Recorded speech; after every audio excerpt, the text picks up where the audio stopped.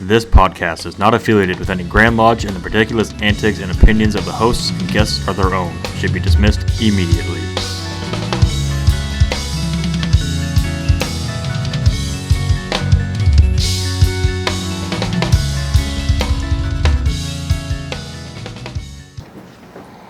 Did you just point at me? It's not nice to point. Anyways, meanwhile, in Heath's basement, we're joined by a couple fellows from Lodge 288. Brothers Brian and Sean, respectively, from me. Welcome, gentlemen. Thank you. Thank you. I've got on there for an opening toast, but I just have a Mountain Dew, so that's it. That Show's over. No, we'll give a quick shout out before we get started to our show sponsors. We have Homer and Handyman Services. Brother Michael Bosaw out of, I think I screwed it up last episode. I had a brain fart. I wasn't even thinking. He's with Mispa Lodge. I think he said I said he was with 288. Nobody sent me an email, so nobody else caught it. I think you did. I caught it. And then also Corporal Dagan Page Foundation. They've got some more exciting things on the horizon. And also MasonGearShop.com. Please go to their website, click on the little menu thingy in the corner, go to special collaborations, and then you can click on Studio 357 and you can buy t-shirts and hoodies, and a portion of those proceeds come directly to us so that we can keep bringing you a mediocre show. Yeah. Oh, you'll get used to it by the time we're done. Oh, that's fine. I'm mediocre myself. All right, so we'll just whoever wants to start, you guys can fight amongst yourself who wants to start. But what brought you to masonry? What got you involved? I'll go ahead and start with that one. So it would have been 2015. I was actually I used to be somebody who trained new hires, and one of the new hires asked me about a month after starting what I knew about masonry, and I said I don't know anything. I don't even know what you're talking about. I literally thought, like, I'm not a stonemason. I don't know anything about stone. Yeah. And then he let me in on masonry, the fraternity and everything. So he said, why don't you just come out to the lodge and see how it is. See if you like the guys. And went out, met everybody. I was impressed. I enjoyed the company with everyone. So I said, you know what, this seems like a pretty good group.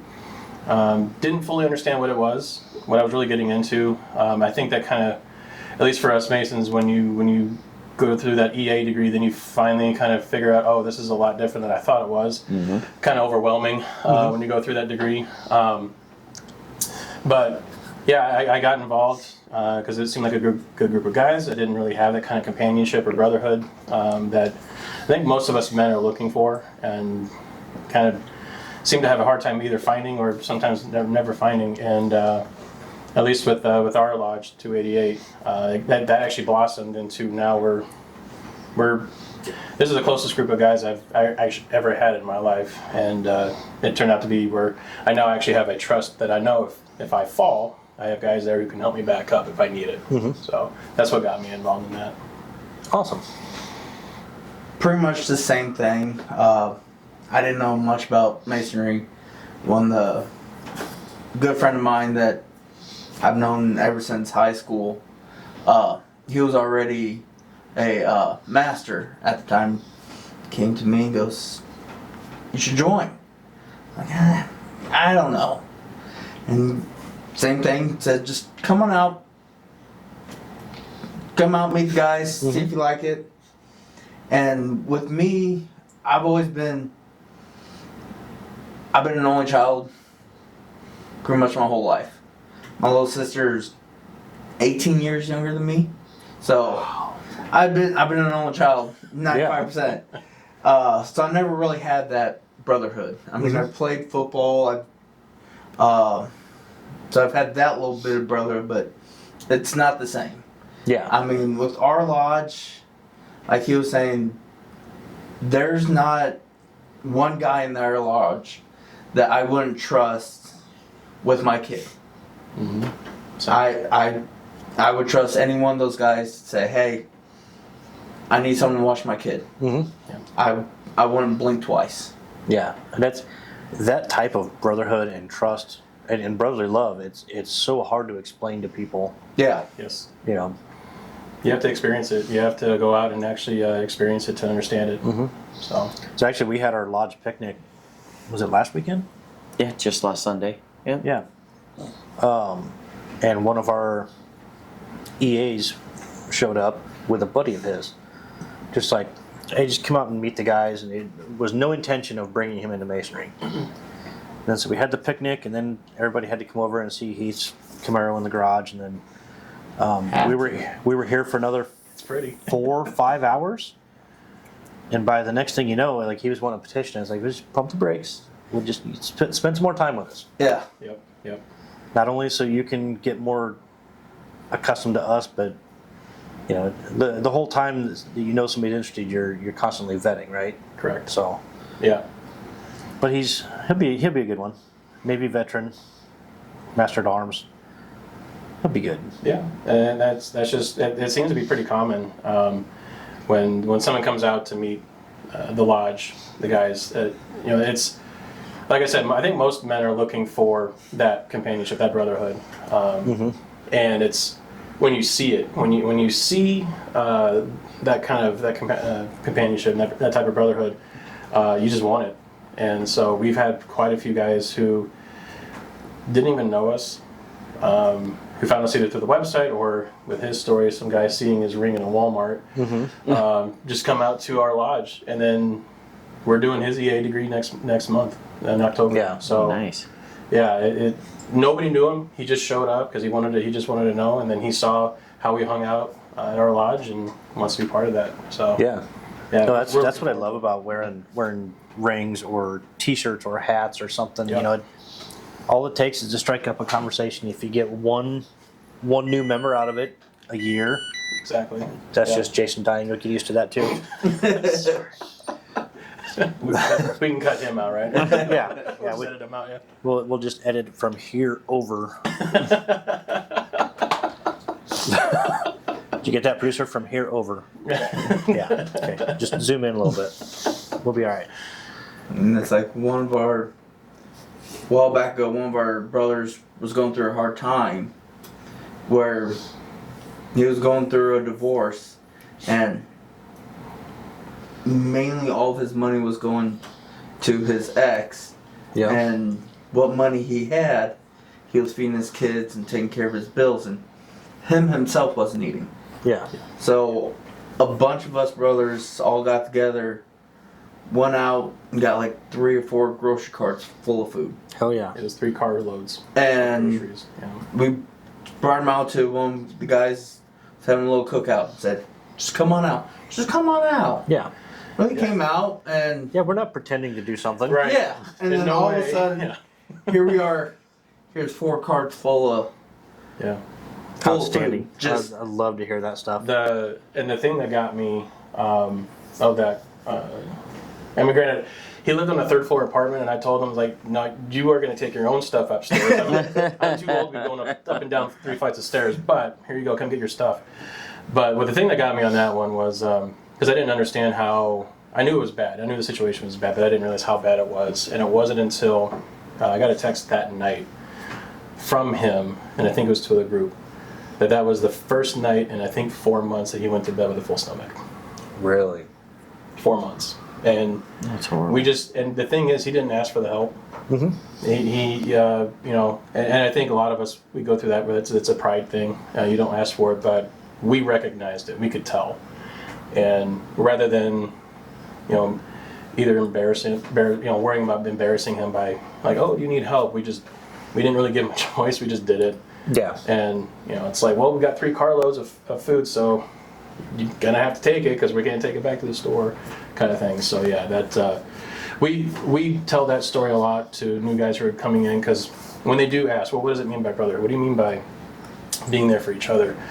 That's one of the stories we like to tell, because I think that's one of the best stories you could. Yeah, again, an example. Like we were talking off camera, that's hard to explain to somebody. Exactly, and it really is. Because there's not that level of trust as much in the world with each other, and it's different. It's when you're in a lodge with a bunch of brothers, and you realize that these guys are here to make sure you're taken care of and your family's taken care of. It's not common. It's not one of our taglines, but Yeah. I am my brother's keeper. There you go. Right. Yeah. That's like, well, not so much with your insulin pumping the alarm. That thing just cries bluff. There's really, he doesn't even have diabetes. I wish that was the Just thought it case. looked cool. Yeah. Walk around with a tube hanging off me. Yeah. He just does it to get the chicks. It's a conversation starter. So give us a little bit of history about Lodge 288. I know you're, I think, probably the only lodge that's really in what used to be Millard, right? Yeah, I want to say yeah. Well, Nebraska. there's- Nebraska 1 is. Well, I guess they're not in Millard. Yeah, No, that's not Millard that's over there. not I Millard. must say the only other lodge that's in Millard would be Maloma. Maloma, because we do share. yeah. We do share Yeah. building with Maloma. That's actually their building, but we're renting to them. As far as Tell Tony I said you get free rent this month. all right, so you're the junior warden. You let them know that. Yeah. Yeah, you're the HR guy. So, a little bit of history. I'm not as well versed as one of our other brothers, worshipful brother Mark Pilley, Doc. We call him Doc because he's an MD. That guy, if you asked him that question, that should be the only question you ask him because he'll go on for like another 2 hours of At him just least. telling the entire history of our lodge. So, I'm not that well versed. But we did get our start in the year 1915. We celebrated. So the year I joined in 2015 was the 100 year, the centennial. So Well, that's we all good have timing. it was a way to get in. We all have challenge coins that commemorate the centennial. From my understanding, we started out as a travelers lodge, where instead of having guys who resided here and met, our lodge was meant for like business travelers who came into town. They would meet like on I think it was a Saturday. Yeah, it was a Saturday. They would meet, have their lodge meeting, and then they would go back home or wherever. So that's actually how we ended up starting. And then, not really sure. I know. I think Doc. He joined like I think in the '90s or something like that, if I remember correctly. As far as I know, and we've seen some of the old. Like one of the cool things about our lodge because we're so old, there are sign-in books like you guys we have at our lodges. Yeah. There are books that we've found still with us from like 1921, 1927. Oh, nice. Cool. So like really well and pretty well preserved that we still have access to. So we get to see who the brothers were way back when, well before I was even a thought. But our lodge, we did get when I joined our lodge, our numbers were a little low as far as active members. But since joining in 2015, I'd say probably we hit our stride in 2021 or so. We exploded with new members and some turnaround. There have been a few who came in, did EA, was like, it's not for me. But most of them sticking through it, improving up. One of them was my brother-in-law, which very proud of him. If he sees this, very proud of him. He actually was able to prove up, I think within 3 or 4 weeks, all the way up through master. Wow. So that's amazing. He did 1 week, and then we would do the next degree, and he would do 1 week. And this is with the long form. This is just last year. So Oh man. yeah, it's There's no way. well, we had another guy who did the same thing, but he did it quicker. But then my brother-in-law tried to beat him, and I was like, well, it's a good competition to have. But that's Go for it. Yeah. Absolutely. But And yeah, he we got just his proficiency and he did points. get his proficiency coins. So very proud of him. Wow. And we do pride ourselves on, and not just the brotherhood, but we do take our ritual. We do take the ritual seriously. We have fun with it when we practice. We like to of course. like to joke around and but yeah, our lodge is doing extremely well in the last few years, and really proud to see how far we've come since I've been in lodge. 'Cause it's going to be 10 years next year, so.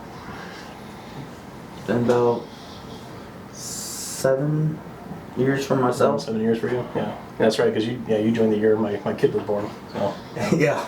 Yeah. We've been in, 8? Almost 9? Yeah. I think 9 There now. you go. You got me curious on what like at your typical meetings? What do you guys usually get for? So we usually for a business meeting, we'll usually have every spot filled. Okay. And I'm the marshal. So I'm in the marshal spot. We don't have to. Sometimes we do, obviously, like, oh, you go sit senior deacon. Most of the time, all of our guys are there, and then we do have a couple of spots open on the sides, or guys who are there in the seats on the sides. Nice. So we get about 12, 15 or so that will show up for meetings, and then the weeks that we don't have a business meeting, we still have about that many guys show up just to hang out. That's great. That's great. Chat. Get in each other's lives, get nosy, you know. I could tell them, people that are thinking about joining, as much as I love my woman, as much as I love my daughter, it's always nice just to Get away. They're not Get out of the they're not house. watching this, are they? No, Yeah. wait. It's always nice just to get out of the house and just hang out with like-minded guys and just bullshit. Just, Yeah. Yeah. Yeah, in a estrogen-free zone. Yeah. I've been married 16 years. I don't care if she sees it. Been married for 3 days. 3 days, yeah. He just had his wedding, which a lot of us were there at the wedding as well. So Well, Congratulations. I've been married for 22 years in 17 days.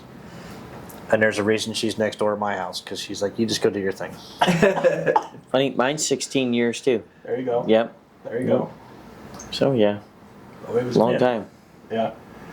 Yeah, my wife, actually, the funny thing about my wife, so she knew Masonry was just a Tuesday night. Brian goes and he's away for a while. That's it.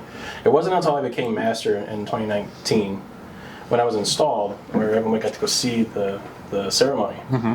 We're driving home, and I remember driving home, and she just looked at me, she goes, "This is a lot bigger than you just showing up on a Tuesday, isn't it?"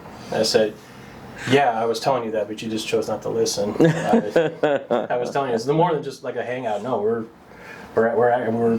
building a bond that really can't be broken. So, yeah. Yeah, and I'm preparing my wife, because what would I be You're gonna be I'll be master. master in January. Oh, okay, nice. Whatever the term is for that, I don't know. I'm not very smart. Master elect. It's the Master Marine. elect or Well, I'm yeah. not elected yet. No, not yet. true. but, yeah. The hopeful So- master. But yeah, I'm preparing her as like, It is a time commitment. yeah, there's going to be more time that I won't be home, Yeah. for sure. So speaking of the brotherhood and the camaraderie, how do you keep your newer Masons? How do you keep them involved? So, it's a good question, because I've actually been asked this before when I was master from somebody from the shrine, and one of the things that they had said was they would bring in a new member. This is from the shrine. They would bring in a new member, and like the new member would be sitting at a table by themselves, and the question was like, how can they get them engaged? And my response was, why are they by themselves? Mm-hmm. So. The onus on getting new members engaged is not going to be on them. It's going to be on us. Especially if it's somebody who's brand new, who doesn't really know everybody. Like maybe they know one person who brought them in, or maybe they came in through the website. They don't really know anybody. Yeah. Well, if they see like we'll say click for lack of a better word, of guys having a conversation, standing up, you're not going to just inject yourself into that conversation. You're probably going to stay back. So rather than waiting for them to stay engaged, you go sit at their table or invite them to your table. Get them involved, asking them questions about their life. What are the things that they like? What are the things that they want to accomplish? And just open the conversation with them. And then it seems like when they kind of get more comfortable with the lodge, like these are guys who actually who care about me, then they start opening up. And when they start opening up, they then found that brotherhood that they were looking for, because most petitions, I don't know about your lodge, but with our lodge, most petitions we get that are filled out, the one thing that they write down that they're looking for is brotherhood. Mm-hmm. Brotherhood or companionship, right? Yeah. Provide that to them. You provide what they're looking for, there's a reason for them to come back. Mm-hmm. And so our lodge, we do focus on ritual, but another thing we really focus on is the hangouts, the brotherhood, talking to each other, getting to know each other, which is, I mentioned before we were recording that when I was master, one of the things I made sure I did was I was usually the last one out of the lodge. No matter how long, I would sometimes go home at 1:30 in the morning. Oh, wow. There would be guys there who needed to talk, get something off their chest. I'm not doing that next year. No. I'm just saying that. it's rough, especially when you have a kid. So, but I made that. Yeah, been there. But I made that choice because, if a guy needed to let things kind of, the people kind of thin out and want to get something off their chest, but in more private, I could be those open ears for them. I can be that, someone that they can talk through things or whatever. Kind of like the poor man's therapist, I guess. Since I don't charge anything, and that was just that was an effort I made. It sucked. I had a lot really tired Wednesdays as we meet on Tuesday nights, but but look at the light that comes out of that, though. A lot. I know more about these guys than I know about some friends I've had for years because of that, and so I think being open and kind of, I wouldn't say required, I would say kind of pushing them into that engagement makes them engage, and then they come back. Nice. So. Yeah, most of our guys we get are ones that we get it that we bring in, except for James. Yeah, we've had a couple of James, guys a couple come in from the Grand Lodge website. Grand Lodge website. Or they'll awesome. petition on the website. Grand Lodge will say, "Oh, you live close to here," or "Your age group fits more over here," or whatever. And James, he fits really good too. And James is a good dude. Yeah. And he's recently awesome. opened up, and he's starting to show up and So be more involved we all now, came too. over here after the picnic, and I took Gabe for a ride in the Corvette. Well, everybody had Camaro rides with Heath first, and then I got tired of. He's so proud of himself too. I got tired of him having all the fun, so I got the Corvette out and I took Gabe for a ride. And Gabe, by the time we get almost pulling in the neighborhood, he's like, "Bro, my cheeks hurt from smiling so hard." And I was like, but then I took James for a ride, and James has never been in a higher horsepower car ever. Oh. And They're fun. I did about a 20 to 100 pull on Harrison Street, and he just like the loudest giggle I've ever heard in my life, all the way to 110 miles an hour. Nice. It was so much fun. I would probably giggle as well. It's a blast. Yeah, that sounds amazing. I mean, I did not go 110 miles an hour on Harrison Street. No, not at all. Hey, cop didn't Allegedly. see it. Cop didn't see it. You didn't do it. That's not how it's going to go when I tell the story. There you go. So, do you guys, Sean? Let's start with you. Do you have any favorite conspiracies about our craft? No. You No favorites? Really said anything? No least favorites? I mean, I get the whole. Every time I tell someone that I am a Freemason, I get, "So you're part of the Illuminati." Oh yeah. And I'm like, "Oh, you know all the secrets." Yeah. Yep, sure do. I was like, I know secrets, not all the secrets. I was like my wife will tell different, but but when I tell them, I was like, no, it's not. We're not part of Illuminati. Nope. And how I explain to my kids, when I tell them that I'm off Tuesdays, it's grown-up Boy Scouts. Pretty much. I could see that. Now Boy Scouts nowadays ain't the same as No. Boy Scouts when So I was in it. I'll But interject a quick question here. Were you in Scouts? yes. So he's an Eagle Scout. Did you notice anything similar? Were you in Order of the Arrow? No. Okay, so I got to like Weeblo, and then my mind shifted to football, and I was I strictly. have a hard time picturing you as a football player. I'm just saying. I know, right? Is it the no neck? I took him more of a dancer. Yeah. That's what I thought, Ballet. Yeah, I got up to Weeblo, and I was like, yeah, I'd rather hit people. Rather bash people. Yeah. Yeah. And, I mean, I've played from Little League all the way up to semi-pro. Yeah, Nice. yeah. The only reason I asked that is because we were in Order of the Arrow, which is kind of like the honor society. It's the not secret society of Boy Yep. Scouts. And the ceremonies, although they're different, you can tell that the Order of the Arrow ceremonies were written by Freemasons. Oh, I didn't. And they were indeed. There was 2 Freemasons that started that group, but the ritual is down to the certain number of things that happen at a time. Okay. They're the same. It's Wow. different words, almost the same. One's what do you call it? Middle Eastern derived, right? And the other one is Native American derived. I would not. They're almost identical. That's Even some of the verbiage is the same. yeah. I know. It's you could say it's the same thing. It's just a different base. Okay. Yeah, they're adjacent for sure. Yeah. So That's cool. I did not know that. Man. so I keep forgetting this part. So brother or worshipful brother Byron, what about you in this conspiracy business? So I've heard the Illuminati, which I'm like, do I look like I have the money to be in the Illuminati? Like if I had that kind of money, you wouldn't be here. I wouldn't be here. We wouldn't have this conversation. I won't be driving the vehicle I do. Yeah, exactly. The really loud one out there. Yeah, that's the one. Yeah, that's me. I've heard the. I had a. She was pretty religious. This is at work, and she found out I was a Mason. And she goes, "So you're a devil worshiper?" No, I'm not. I heard you sacrifice.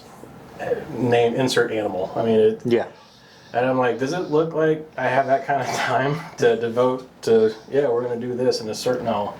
I will say, the one thing that I roll my eyes whenever I have to do this. Whenever I explain, when I have to tell someone I'm a Freemason, and they go, "What's that?" And I'm like, "Have you seen National Treasure?" Yeah. Yeah, you do exactly the same. Yeah. Yep. Oh yeah. Those, but we're not that. But that's what we are. So it's just because most people don't really understand or know what that is. And I'll be, to be fair, I didn't either when I first heard about it. But yeah, I have to. At least that movie kind of put us out in the public eye. So yeah. All right, we're going to take a quick break. We'll hear from a couple of sponsors, and we'll come back and we'll do maybe 1 or 2 more questions, and then we'll get to the meat and potatoes. At Homeward Handyman Services, we pride ourselves on being honest and giving every job the attention it deserves. Owned and operated by a master mason with 2 decades of expertise in home repair. We are bonded and insured, and we carry the highest standards when it comes to taking care of your home. Whether you need a faucet changed or a light remodel, we can take care of your home improvement needs. Call Michael at 402-915-0824 today for a free estimate.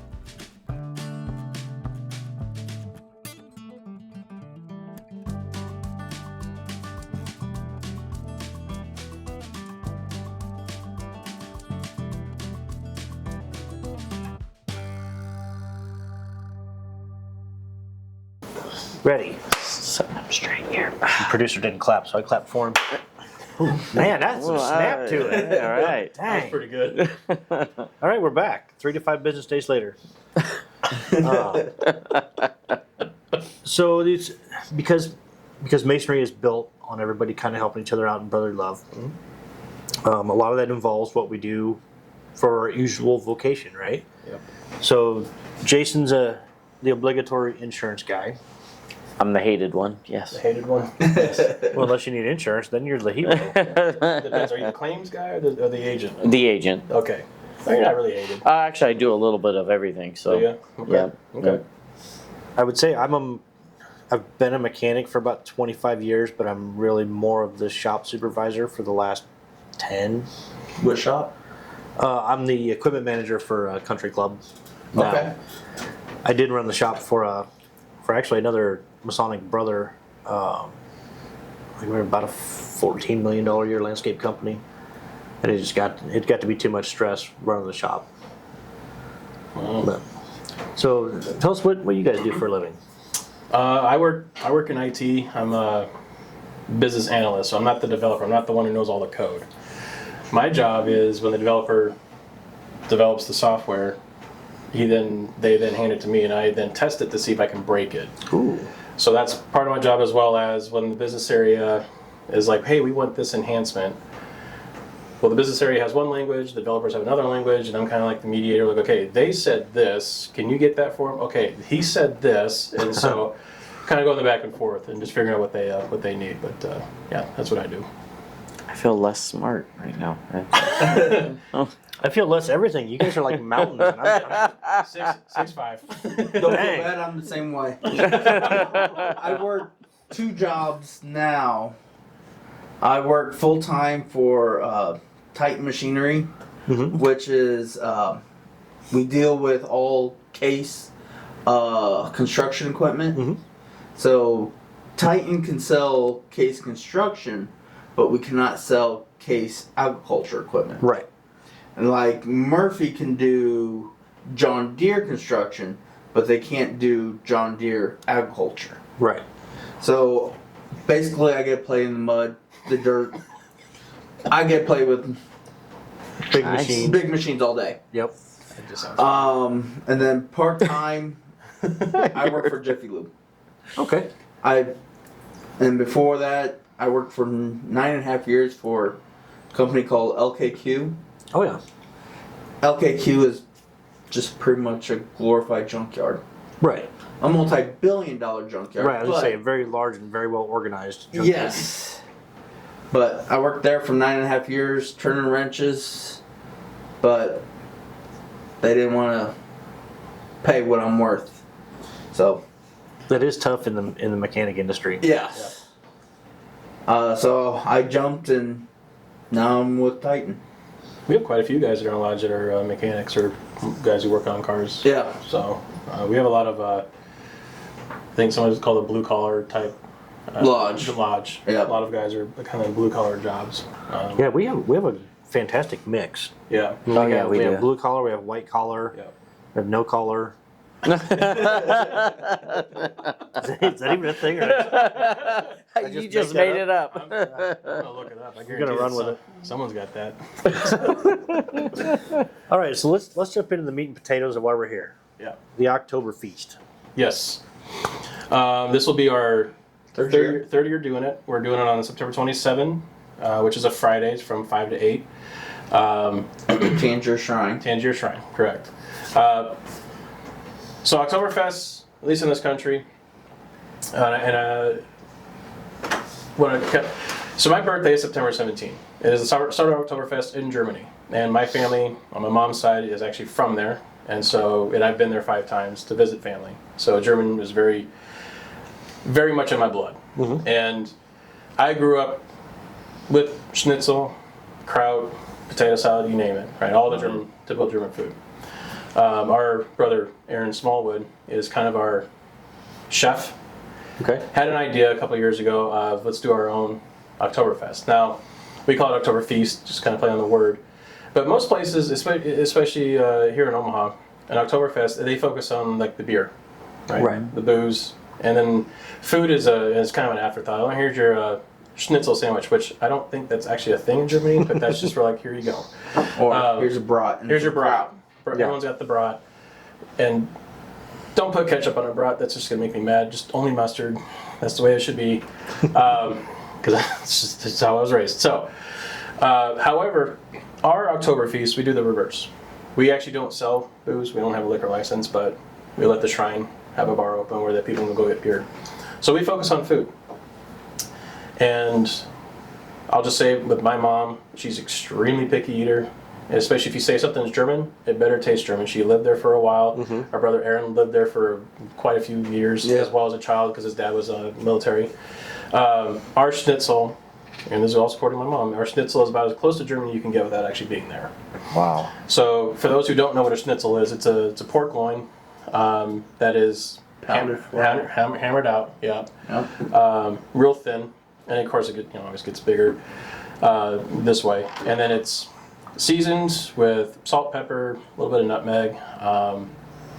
We put it in we put it in an egg wash, breadcrumbs, roll it up in breadcrumbs, and you fry it. We fry it with peanut oil, and it comes out nice and crispy. I'll admit we burn a few to keep them from going upstairs to the food, so we'll eat them in the kitchen. Yeah, you have to. Oh, this was a mistake, It's quality control. Yeah, absolutely. But then of course we'll have like your standard, your German potato salad, your sauerkraut, what's called Blaukraut. Sorry, Aaron, that's the way it's actually called, not Rotkraut, which is a red cabbage, and this Blaukraut, which is a southern German, which for those who don't know, Oktoberfest is Bavarian, so southern Germany, in the city of München, or Munich, as Americans would know it. And the history of it, because it goes for a month in Germany. Yeah. It goes for a month, or about 3 weeks. The history behind it is, in 1810, Prince Ludwig, they call him Crazy Ludwig because he spent a ton of money building castles in a time you didn't need castles anymore, and basically bankrupt the country as a king or a prince. So he's not so. But in 1810 he got married, and the wedding reception lasted for about 5 or 7 days or so. Oh, wow. Yeah, and they had such a good time. Well, let's do this every year. And so they had horse races and everything for like the next 17 years, and they're like, oh, we're going to start adding in. Now we're going to have actually a lot of beer, and then we're gonna change it from October, because they got married in October. We're gonna change it to now September. The reason they did that, because with the fall harvest, September is a little bit warmer in Germany than it is in October. It's a little cold, so there will be more people who come out and celebrate, and so that's why it starts in September, even though it's called Oktoberfest. But it wasn't until about the 20th century when they started doing like the huge festivals where they had beer trucks. And the thing about the beer trucks is they have taps around the truck itself. You don't have to pour it in a keg. You just walk up to the truck and fill up your stein. Oh, It's man. outstanding. Germans are brilliant. German engineering, I guess. But one guy in that trailer constantly switching out kegs. Yeah. And you want to see ladies with some forearms, watch the ladies carrying 16 steins to a table. It's like, it looks like it hurts to me. But they can do that. But like I said, we focus on the food, and meal tickets are $15 for adults, $7 for child. So yeah, so the adult is with your one meat, 2 sides, and then I think it's a drinker or something like that involved or something like that. Mm-hmm. I'd have to make sure, but with the schnitzel, so you could have what's called a Wiener Schnitzel, which is no sauce, just the schnitzel, or you have the sauces, which is Rahm sauce, which is like a cream sauce. It looks like a milk gravy, but it's thinner, and it has like a wine reduction in it, so it's real nice creamy sauce. Or a Jaeger sauce, like a Jaeger Schnitzel, which will be your mushrooms and onions sauce. Which Jaeger in German means hunter, and hunters, in this reference, were the guys who hunted mushrooms. So that's why their sauce is mushrooms. Okay. Okay, and so we. It's a fundraiser that we do every year. We've done actually really well the last couple of years. What we actually found out was people get the meal tickets ahead of time, but then they end up going back for extras and spending more, which you can do. You can buy a la carte as well. So, and it's all made from scratch. Nothing except kraut comes from a jar, but it's all fresh. We buy all the ingredients. We actually get it the meat from a butcher. And we cook it up ourselves. So nothing frozen. Amazing. I think we have an event we need to go to. I think you should show up. You should show up. Yeah. And we of course have like a DJ. We'll have like music playing. We got decorations for Oktoberfest. So it's a heck of a time, and long table, and we'll serve your food onto your plate, and yeah. And then we're also doing desserts. We'll have like a little dessert bar, and this year, our brother Brian is he roasts his own coffee. Really? So we're also going to be selling bags of coffee. Yes. At our Oktober Feast, and like he said, half of the proceeds do go to a charity. I think last year we did. I don't remember who we went with last year, but we. I think we did the Masonic home last year. I think that's correct. Last year we donated half our proceeds to the Masonic home in Plattsmouth. Yeah. Nice. So, and like I said, the food is outstanding, and I think a lot of it's because none of it's frozen. Yeah. We don't freeze it, or thaw it, so it's all from scratch. And I do I do roast my own coffee beans. I've learned more in the last, because I started in March, learned more in the last 6 months than I thought I would ever learn about coffee. But yeah, we'll be serving it with the desserts, and then of course individual bags that you can purchase if it's something. I think We I'll have be food buying and some. coffee. All we need is some alcohol. And I was saying I'll be buying The some shrine coffee. will I be drink selling alcohol. coffee all day, all night. I drink coffee at 10 o'clock at night before I go to bed, and the wife's like, "What's wrong with you?" get it. I'm like, get I can still fall asleep. I get it. I love it. Yeah. You know, Are you guys gonna be in the main room at Tangier or downstairs? We're gonna be we'll be Main upstairs. Okay. So the main, was it green or was it not the green? Was it No, the green it'd room? be just the main room. Main room. Just in the Okay. main room. Oh, that's right. Yeah, the green room's the other one. So yeah, that's pretty much what we have for Oktober Feast, and we're planning on I think our number was about 200 people, so there'll be plenty of food for people. So come on out, yeah. We'll get there before it's gone. Definitely do that. And Definitely do that. did you remind me of that date you said again? September 27th. It's a Friday, from 5 to 8 o'clock. And we will be having kids meals. Yeah. So that- another kids meal. That is Nice. essentially a pork tenderloin, yes? It's essentially a pork tenderloin, correct? Yeah. But like I said, it's just my pounded out anniversary is and the seasoned. 28th, but I can get my wife down there to eat if I tell her it's a tenderloin. Oh, there you go. I'll just say that schnitzel is German for tenderloin. Yeah. And if you don't like schnitzel, we are serving brats. No, I I want wouldn't that. recommend yeah, that because no. it's boring. Yeah. Go with the schnitzel. Go with Yeah. the stuff the And really good the stuff. the And the Spätzle, I forgot about. There's a thing called a Spätzle, which those who don't know German probably wouldn't know how to pronounce it correctly. But think of it like a little dumpling made out of like egg, flour, water, and you boil it, and it floats to the top, and it's like these little dumplings that we throw butter and parsley flakes on it. Ooh. It's outstanding. That one goes quick. A lot of people. That was like 2 sides, 2 scoops of that. That's what they get. So yeah. yeah. I might be one of those where I need to get off work a little early on that Friday to get there by 5. We work. We'll be prepping that Thursday night and Thursday, and then we'll be prepping pretty much all day Friday, and then showtime. We should have all the food ready to go. What time do you start serving? 5 o'clock. 5 o'clock. 5 o'clock. Do you advance tickets or is it at the door? Yep. We have a website. You Okay. can go out to omaha288.org, or Yep. you can go in and purchase a meal ticket online, or you can get tickets at the door. Nice. Or if you find any of us brothers, we will also have tickets on hand. Okay. Because I got probably about 10 tickets in my truck. I don't have Venmo, by the way. I was gonna say, do you got Venmo? There may have been a joke during the break that I'm just gonna let the audience simmer on that one. somebody can't Venmo a tip jar. Yeah. The only tip you can give is look both ways before you cross the street. That's a good one. No, we'll need something to do that night because you'll be at Ice Cream Cruise, and I'm not going to go fight the crowds to watch a bunch of rice rockets go wing pow, wing pow, wing pow. Sorry, it's Bunch of pissed off weed whackers.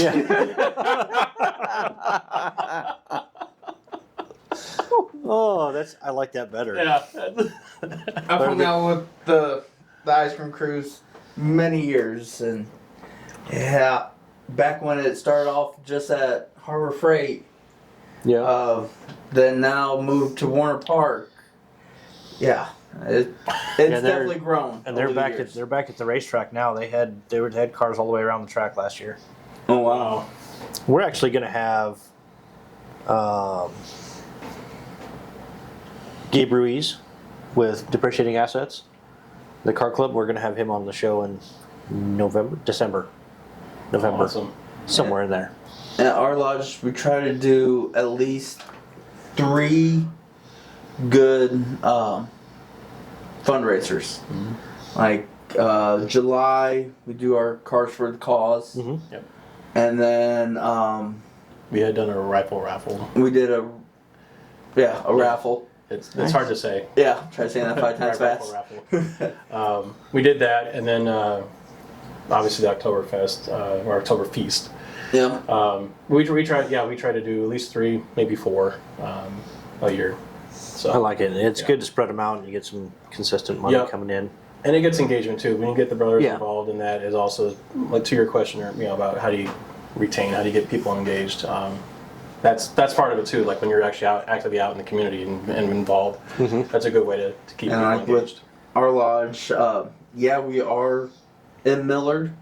So with us being in Millard, myself and another brother is on the board for Miller Days. Okay. We're on the Miller Days board committee.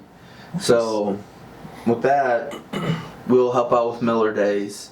We will be in the parade, just trying to get our name out there. Right.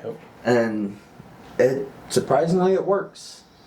We had a guy chase us down because he saw our float. Yeah. He says, "I'm from Kansas. I'd like to join." And he's already a master in Kansas. Yeah. He wanted to join our lodge or 'Cause find out how to. Yeah. Yeah. So That's perfect. like Yeah. I said, we do a lot with the community, and then with our younger crowd, they can move the picnic tables. In my younger days, I could have done it. Not anymore, not as much. Yeah. Yeah. All right. Well, I think that'll probably take us out. You want to give any shout outs, Jay? Well, shout out to these gentlemen actually for joining us. It's been a wonderful time, and Yeah. shout out to the wife for letting me come. Thanks, Jules. Yeah, I was actually surprised we were able to kind of squeeze this in between our last filming and the camp out coming, It's great. and This was awesome. yeah. This is great. This is very happy to be here. So They I think- should come have a beer with us. Yeah, you should show up some Friday night when we're filming, like on a Friday. We kind of tie one on sometimes. okay. Okay. It's a good time, and we have some places to sit. We have stools if there's nowhere to sit. It's hard to keep the peanut gallery quiet though when we're filming. I'm not gonna lie, I might be part of that peanut gallery. I do like to joke around quite a bit.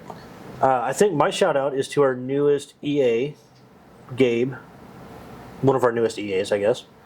Him and James both for being EAs, but Gabe brought a friend to our picnic who we hung out with for another 4 hours after the picnic, and he's very interested in the fraternity. So Seemed like a great dude. he's been amazed What all of 5 minutes, and he's already, I'm going to use the word recruiting, but he's already impressed enough that he wants to bring his friends. So there's my shout out. What do you guys got? You got anything? Well, we had one brother just got moved up to master not too long ago. Andrew Smallwood. Yep. And then Q, the guy that randomly stops me in Walmart and says, "I want to be a Mason." And bring him up to EA on the 8th of It's the October. 8th of October, and Nice. we call him Q because he let us call him Q because his real name is Kaisa, Yeah. but you have to. He's from south, or his family's from very south Africa, like the tip Okay. of South Africa, and you have to click your tongue to say it. He can do it. We're working on it. But yeah, he's the guy who saw his ring, and so we're bringing him in, and he's Very cool. We're very excited to have him. He's very decent, very good guy. Really looking forward to having him in our lodge, and I think he is as well. So Excellent. All right, with that, my Mountain Dew's empty, but until next time, travel well, my brothers. Cheers.